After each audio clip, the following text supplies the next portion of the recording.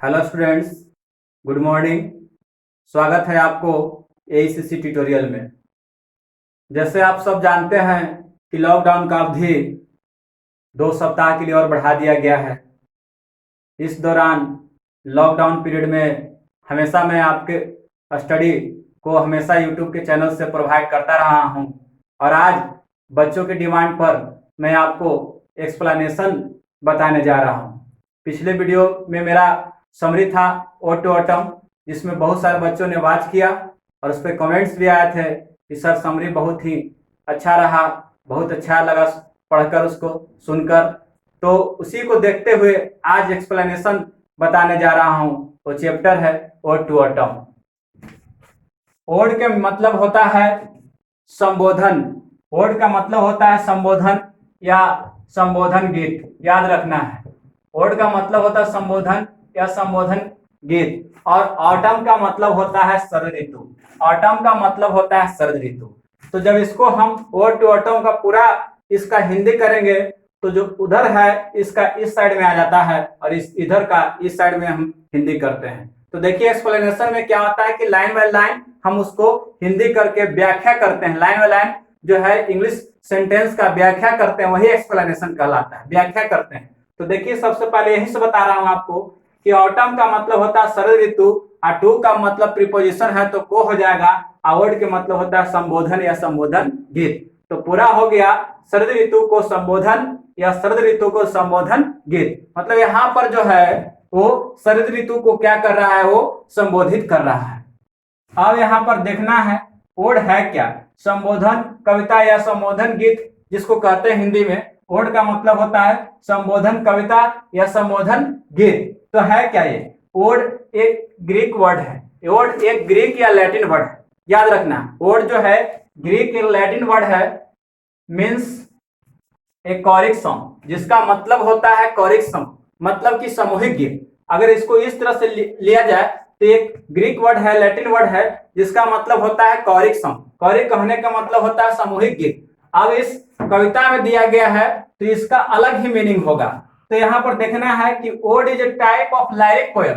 अब इस ऑटम को संबोधित कर रहा है, इसलिए अलग तरह की इसका परिभाषा, अलग तरह की इसका मीनिंग होगा। तो यहाँ पर लिखा हुआ है कि ode is a type of lyric poem. Lyric poem कहने का मतलब होता है लयबद्ध कविता, याद रखना। लाइरिक पोएम लयबद्ध कविता, यूजुअली जो सामान्यतः written in a praise of particular person और thing for a special occasion.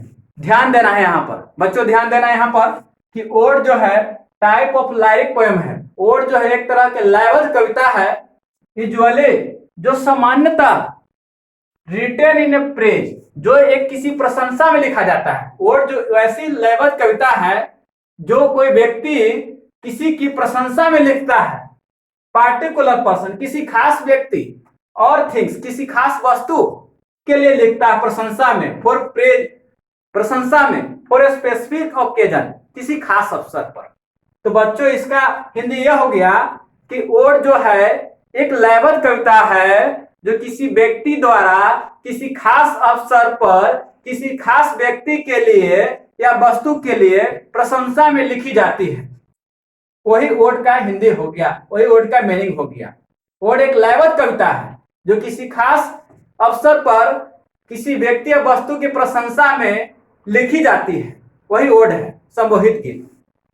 जैसे ओड टू नाइटिंगेल, अब बुलबुल के लिए संबोधित गीत। अगर मैं बुलबुल को संबोधित करता हूं तो ओड टू नाइटिंगेल लिख दिया, बुलबुल पर लिख रहे हैं। ओड ऑन सॉलिट्यूड, एकाकीपन पर संबोधित गीत, एकाकीपन पर गीत, एकाकीपन पर संबोधित गीत, याद रखना है।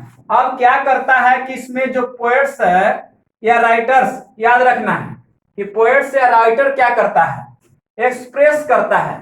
पोएट्स और राइटर क्या करता है, एक्सप्रेस करता है, हिज एक्सप्रेसेज करता है, एक्सप्रेसेज हिज थॉट्स, अपने थॉट्स को या फीलिंग्स को, याद रखना है। वो अपने विचारों और अपने अनुभव को क्या करता है, उस व्यक्ति के प्रति व्यक्त करता है। ओड जो है उसमें कोई व्यक्ति किसी व्यक्ति के प्रति लिखता है जो गीत या कोई गान, तो उसमें अपने विचारों को व्यक्त करता है, अपने विचारों भावनाओं को व्यक्त करता है। अब देखेंगे ऑटम के बारे में। ऑटम क्या है? The word autumn comes from the Etruscan and Latin words autumnus meaning and और हार्वेस्ट। कह रहा है कि जो the word autumn comes from, जो ऑटम शब्द है वो आया है एट्रुस्कन से, एट्रुस्कन शब्द से आया है। जो लैटिन शब्द से आया है वो ऑटमस लिखा हुआ लैटिन शब्द है जो ऑटमस से आया है, मीनिंग एंड और हार्वेस्ट, जिसका मतलब ही होता है समाप्त या कटाई होता है। तो याद रखना है जो शरद ऋतु शब्द जो है वो एट्रुस्कन शब्द ऑटमस से आया है, जिसका मतलब होता है समापन या कटाई होता है। अब जानना है कि आखिर एट्रुस्कन शब्द क्या है, तो ये आपको यह याद रखना होगा कि एट्रुस्कन जो है इटली के प्राचीन समय में रहने वाले प्राचीन लोगों के सदस्यों का समूह था। एट्रुस्कन एक जाति था, एट्रुस्कन एक समूह लोगों का जाति था जो प्राचीन समय में इटली में रहते थे। याद रखना, प्राचीन समय में इटली में रहने वाले लोगों के सदस्य थे एट्रुस्कन, वैसे जाति थे एट्रुस्कन। अब जानना है हेयर, यहाँ पर आपको समझना है ऑटम इज सीजन। यहाँ पर यह समझना है कि ऑटम एक ऋतु है। यहाँ पर ऑटम किसको संबोधन किया गया है? एक ऋतु को संबोधन किया गया। Autumn is a season which is between summer and winter. जो ऑटम एक सीजन है जो समर और विंटर के बीच में आता है, मतलब कि ग्रीष्म ऋतु और शरद ऋतु के बीच में आता है, वही ऑटम सीजन हो गया। जैसे हमारे देश में 6 सीजन है, याद रखना। स्प्रिंग सीजन आप कहते हैं, समर सीजन कहते हैं, और उसके बाद मॉनसून सीजन कहते हैं जिसको रेनी सीजन कहते हैं। फिर आपके पास आ जाता है आप जिसको हम विंटर प्री विंटर सीजन कहते हैं, फिर विंटर सीजन कहते हैं। याद रखना कि भारत में 6 सीजन है, spring season, summer season, monsoon season, autumn season, pre winter season और विंटर सीजन। याद रखना है, मैंने 6 आपको सीजन बताया। भारत में जो है ऋतु 6 है। पहला जो हो गया स्प्रिंग बसंत ऋतु, दूसरा हो गया ग्रीष्म ऋतु, तीसरा हो गया आपको वर्षा ऋतु जिसको कहते हैं मानसून ऋतु जिसको कहते हैं, चौथा जो आपका हो गया शरद ऋतु, पांचवा जो आपको हो गया हेमंत ऋतु, और छठा जो हो गया आपको जो जिसे हम कहते हैं शिशिर ऋतु। छठा जो हो गया आपका शिशिर ऋतु हो गया। लेकिन फॉरेन में जो विदेश में है उसको वहां 4 ही सीजन को मुख्यतः वो जानता है, जिसमें पहला सीजन का नाम है स्प्रिंग सीजन है, दूसरा का नाम है समर सीजन है, तीसरा का नाम है आपको ऑटम सीजन है, और चौथा का नाम है विंटर सीजन है। याद रखना, विदेश में 4 ही सीजन को जानते हैं। एक जो हो गया स्प्रिंग, दूसरा हो गया समर, तीसरा हो गया ऑटम, और चौथा हो गया विंटर सीजन। तो याद रखना कि कब आता है ऑटम सीजन। तो देखना है कि जैसे हिंदू कैलेंडर में क्या होता है कि ऑटम सीजन जो है सितंबर से अक्टूबर तक रहता है। हिंदू जो हमारा हिंदुस्तान का कैलेंडर है जिसमें ऑटम सीजन जो हमारा आता है वो सितंबर से अक्टूबर तक होता है, सितंबर से अक्टूबर तक चलता है। लेकिन ब्रिटिश जो कैलेंडर है उसमें, ब्रिटिश कैलेंडर में ऑटम जो सीजन होता है वो अक्टूबर से दिसंबर होता है, और इसको रेनियस सीजन कहा गया है। ब्रिटिश कैलेंडर में ऑटम सीजन जो है अक्टूबर से दिसंबर तक रहता है और इसको रेनियस सीजन कहा गया है। इसमें वर्षा ज्यादा अधिक होता है। तो बच्चों यहाँ पर आपको इतना समझा दिया गया, आप इसको नोट डाउन कर लें और आप इसको शॉर्ट स्क्रीन कर लें। तो अब हम ऑथर्स के विषय में देखते हैं अबाउट द ऑथर। पहले हमने ओड और ऑटम को क्लियर कर दिया था, एक्सप्लेन कर दिया था। अब हम ऑथर के विषय में चलते हैं, जॉन कीट्स के विषय में। तो यहाँ पर लिखा हुआ नेम जॉन कीट्स। और जॉन कीट्स क्या थे? One of the greatest English romantic poets. John Keats जो थे वो एक बहुत ही महान, एक स्वच्छंदवादी अंग्रेजी कवि में से एक थे। जॉन कीट्स जो है महान स्वच्छंदवादी कवियों में से एक थे। रोमांटिक, याद रखना है आपको कि रोमांटिक का क्या होता है। रोमांटिक के मतलब होता है स्वच्छंदवादी, स्वच्छंदवादी या प्राकृतिकवादी जिसे कह सकते हैं, या प्रेम प्रसंगवादी, प्रेम प्रसंगवादी। मतलब रोमांटिक पोएट उसको कहते हैं जो क्या करता है, फीलिंग्स, इमोशंस को, थॉट्स को व्यक्त करता है किसी चीज के प्रति, वही रोमांटिक पोएट्स कहलाता है। तो याद रखना है रोमांटिक पोएट्स थे, महान स्वच्छंदवादी कवियों में से एक थे। John Keats. बर्थ हुआ था 31 अक्टूबर 1795 को। मुरग्रेट है, स्टेशन का नाम है, मुरग्रेट स्टेशन है जो बुक में मुंसफील्ड दिया हुआ है। याद रखना है कि बुक में मुंसफील्ड दिया है। विकिपीडिया पर जाकर आप देखोगे तो मॉर्ग्रेट जगह का नाम बताएगा। मॉर्ग्रेट जो मॉडर्न में है, मॉडर्न में ये जगह मॉर्ग्रेट में है, याद रखना है। मॉडर्न में जगह जो है मॉर्ग्रेट है, जो स्टेशन है, याद रखना है। और जो बुक में दिया है मुंसफील्ड दिया है, इसलिए दोनों लिख दिया हूं, याद रखना है इंफॉर्मेशन इसके बारे में। लंदन में है, और लंदन तो जानते ही हैं इंग्लैंड का एक शहर है। यूनाइटेड किंगडम, इंग्लैंड जो था यूनाइटेड किंगडम, उसी का लंदन एक शहर है इंग्लैंड का। इंग्लैंड एक देश है। अब याद रखना है कि एजुकेशन, उसका शिक्षा के विषय में याद रखना है। तो education Clarke school at Enfield, Enfield में ही उन्होंने शिक्षा ग्रहण किया था, एजुकेशन प्राप्त किया था क्लार्क स्कूल एट इनफील्ड। यह भी एक जगह का नाम है, जिस तरह से मुनफील्ड एक जगह है उसी तरह से इनफील्ड है, याद रखना है। अब उसके बाद जानना है कि इसके हॉबीज क्या थे। तो कुछ शौक भी थे उनका, जिसमें लिखा हुआ हॉबीज में है प्लेइंग क्रिकेट एंड बॉक्सिंग। बहुत ही ज्यादा पसंद करते थे क्रिकेट खेलना और बॉक्सिंग को, इसीलिए इनका हॉबीज था। अब ऑक्यूपेशन, पेशा से क्या थे वो, थे कवि थे, पोएट थे। लेकिन एक चीज और बता देना चाहता हूँ, शुरुआती इनको डॉक्टर के लिए पढ़ाई करवाया गया था, डॉक्टरी पढ़ाई किए थे उस समय, लेकिन इनको उनमें रुचि नहीं लगा, इसीलिए सब चीजों को छोड़कर वो पोएट बन गए। शुरुआती उन्होंने डॉक्टरी का उन्होंने डिग्री हासिल किया था, डॉक्टरी पढ़ना चाहते थे लेकिन उसमें मन नहीं लगा, उसके बाद वो छोड़ दिए और उसके बाद पोएट बन गए। फिर उसके बाद है लिटरेरी मूवमेंट, साहित्यिक जो गतिविधियां रहा, साहित्यिक ऐसे गतिविधियां था जिसमें रोमांटिसिज्म, रोमांटिसिज्म इसलिए कहा जाता है कि स्वच्छंदवादी, स्वच्छंदवादिता में उन्होंने प्रवेश किया था। जो स्वच्छंदवादिता 18वीं सेंचुरी से 19वीं सेंचुरी के बीच में था, जिसमें बहुत सारे रोमांटिक पोएट्स हुए, जिससे वर्ड्सवर्थ भी हुए, उस समय के एक कवि थे जिस समय ज्यादा प्राकृतिकवादी, ज्यादा जो फीलिंग इमोशनल स्टेट्स को व्यक्त करने का समय था, उसमें वे कवि में गिने जाते हैं, उस तरह के कवियों में गिने जाते हैं। अब देखना है वर्क्स, क्या क्या उन्होंने रचनाएं किया। वर्ष का यहाँ पर होगा हिंदी रचनाएं। तो वर्ष में क्या है, Lions in imitation of Spencer, Spencer एक व्यक्ति था, याद रखना है, जिसमें लिखा हुआ था लायंस इन इमिटेशन। इमिटेशन के मतलब होता है वो झूठा, याद रखना है, असत्य। Lions in imitation of Spencer लिखा हुआ था। जो इंडिमॉन एक और था एंडिमियन, याद रखना है, ये दोनों वर्ष था। उसके अलावा 6 ओड्स लिखे उन्होंने, उसके अलावा 6 ओड्स लिखा, जिसमें ओड्स ऑन इंडोलेंस पहला था, जिसको आलस पर संबोधन, जो 1890 में लिखा गया था। फिर है odd on A Grecian earn, याद रखना, odd on A Grecian earn, इसको याद रखें, एक यूनानी कलश पर संबोधन था, ग्रीसियन अर्न, ग्रीसियन मतलब होता है यूनानी, अर्न मतलब होता है कलश, उस पर संबोधन किया था। ओड टू साइकी, मानस के संबोधन, तीसरा था उनका ओड टू साइकी, मानस के संबोधन। फिर उन्होंने चौथा लिखा था ओड टू नाइटिंगेल, एक कोकिला को संबोधन। उसके बाद पांचवा लिखा था ओड ऑन मेलांकोली, उदासी पर संबोधन। छठा लिखा था उन्होंने ओड टू ऑटम, शरद ऋतु को संबोधन, याद रखना, ओड टू ऑटम, शरद ऋतु को संबोधन। अब लास्ट में यहाँ पर लिखा हुआ डाइड, डेथ कैसे हो गया था ये जानना है। तो डेथ हो गया था 23 फरवरी को, 23 फरवरी 1828 रोम इटली में। याद रखना है कि मृत्यु हो गया था 23 फरवरी 1881 को, जो रोम में इटली में। अब काउज ऑफ डेथ, मृत्यु का कारण क्या बना था, तो ट्यूबरकुलोसिस, जिसको हम एचमा रोग कहते हैं। ट्यूबरकुलोसिस मतलब होता है एचमा रोग, जो क्या होता है टीबी, जिसको शॉर्ट फॉर्म में हम कहते हैं टीबी।